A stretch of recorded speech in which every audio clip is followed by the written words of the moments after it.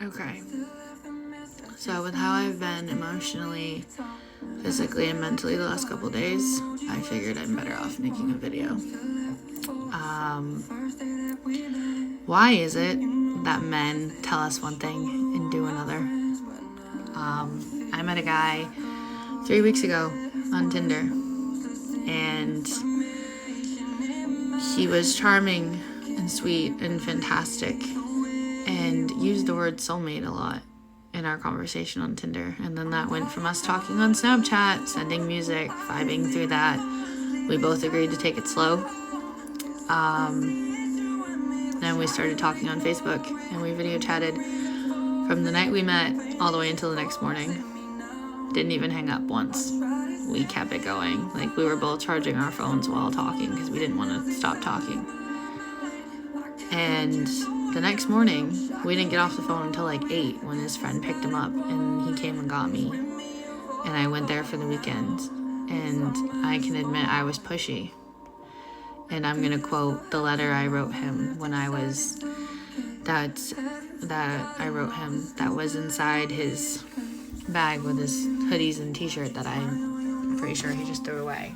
But I'm going to quote it. And it said that he made me feel something in my 24 years of living that I've never felt before. And I used the word life jacket. I tied myself to him like he was my life jacket, and instead of treading water, I drowned us with my problems, my insecurities, my physical, mental, and emotional abuse from my ex-husband. Shit that I'm still trying to get through in therapy. And knowing all of this, and knowing that I don't do promises very well and don't trust easily, he made me feel like I can let him in, that I could let him in. So I put my walls down, let him in, told him stuff that I never told anyone. And now I regret it, because he is now another person that has information about me that I've never told anyone. Like, he's a person that has all this information on me now. I don't know what he's gonna do with it. I don't know. I honestly don't know. And it sucks, because I went to his house last weekend too, and with the intention of going back this weekend. And so, yeah, that didn't happen. I left his house last weekend on Saturday with my father, and that night we were arguing because I was being pushy again, telling him that I wanted him to stop talking to all these other girls he has relationships with, because he was in an open relationship with like 14 other women. And I told him no. Like, I was trying to understand it. I tried, and I was willing to accept it for who he was and flaws and all. But even with my flaws, it seemed like he was never going to accept me. He said the other night when we were arguing that he kept me around because I was begging. But if that's the case, why Friday night, the night that I sat in a chair crying for almost an hour while he played video games with a girl, not comforting me knowing I'm crying? Why did he say afterwards that he genuinely loves me and had loved me since the moment has loved me since the moment he saw me outside my driveway? How do you go from that and telling me that that's why you want to meet my father and get to know him on a personal level so you can love me correctly, and then you mention marriage and then tell me that you're not going to hurt me just to hurt me? That makes no sense. And telling me that the reason he keeps telling me not to leave, because whenever we'd get into like a little spat, like when things would get rough, I would be like, do you want me to go? Do you want me to leave you alone? He told me, after telling me he loves me, that's why I keep telling you no, because I want you to realize that you're fucking up and I want you to stop. And I was trying. I apparently just didn't do a good job at trying. So here I am. Been sick the last 3 days, ever since I got home Friday morning, because not talking to this person makes me feel physically ill. But I also found out that he's in a relationship now with the same Probably one of the women he was screwing before. Not my business, but it is weird how her name is just like mine. It's spelled the same way too.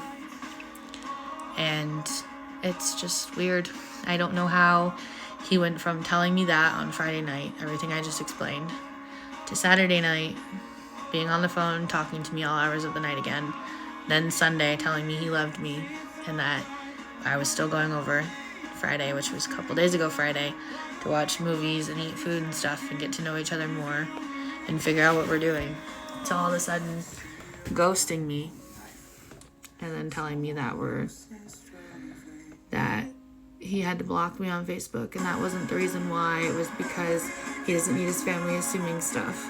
No, he just didn't want me to see he was in a relationship, but I found out. I have friends. I found out. It wasn't that difficult. You look him up on Facebook and it instantly says he's in a relationship. But he couldn't do that with me. So that's fine. But I let my walls down and trusted someone again and let them make promises that they did not intend to keep. And him knowing all of that and still doing it is what sucks. So now I'm picking up the pieces of my broken wall and I'm going to make them stronger. Because I'm done feeling like this. And I feel pathetic for even writing that goodbye letter and putting my number in it. He hasn't called. He's not going to. But it's sad that I want him to. Because I know he's not going to. Even months or years from now, or whenever his relationship he's in now ends, if it even does end,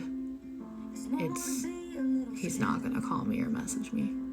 So I've come to that conclusion. I've also come to the conclusion that if I had a switch that could just turn everything off and just make me be a heartless bitch, I would flip it, because I'm tired of crying. I'm tired of giving people the satisfaction of hurting me. And he said a couple nights ago that wasn't his intention, that he does care about me, but he doesn't. He was just saying that to be nice. So, all that being said, I'm probably going to take a year from today. No boys, no men. I say men because there's no men out there. They're all just little boys making fake promises and whatever. You get it. Point is, I'm going to take a year and focus on myself. No drama, no nothing. I want to get better for myself because I'm tired of doing this. I'm tired of feeling like I'm crazy, that I'm ruining everything when the men are ruining it just as much. I at least own my flaws. He never owned his. I can say I tried. He can't say he tried because he didn't. So, I'm going to focus on therapy, focus on writing, and I've even started writing a song recently too. So, we'll see how that goes. I've also been working on a couple YouTube playlists, and I'm just done. I am tired of feeling this way. So I'm going to do a complete 360 and make everyone who's ever left my life be like, damn, she's very different now. That's my plan. Because I'm just not going to give a fuck what anyone says about me. Because why should I care what they think?